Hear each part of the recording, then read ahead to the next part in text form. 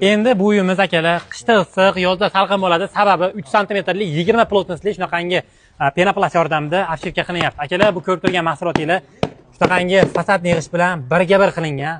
Bu uyimiz shalaka blokdan bo'lgani uchun mana shu mahsulotdan fasad qilinmasa bo'lmaydi. Sababi isitish juda qiyin bo'ladi qishda. Narxi 120 ming so'mdan ekan. Qo'yilmisizlar, biz Samarqand shahridamiz. Bu obyektimiz 1200 kvadratli obyektga mana shu mahsulotdan qilib berishyapti. Akalar, mana teshib olindi. Endi bu yordamida yana ham mustahkamga oshiradi. Qaranglar, 3 etapli bo'ladi. Kafelkali, penakali va bu. Endi shoplari qanaqa holatda yopiladi deganlarga bitta yopishtirib berasiz aka buni. Bilinmaydi. Mana shu bilan yopishtirib qo'ysa tamom. Ichkarini ko'rsatamiz, ajrata olmaysizlar qayerga yopishtirilganini. Endi bu ko'rib turganingiz gipki klinker deb nomlanadi. Bittasi 0.6 kvadrat. Qaranglar, mana shu tomonda hamma joyi shu gipki klinkerda bo'lgan. Bu tomon o'sha termopanelda bo'lgan. Bir-biridan ajrata olmaysiz. Shoplari ham biriga bir kelgan.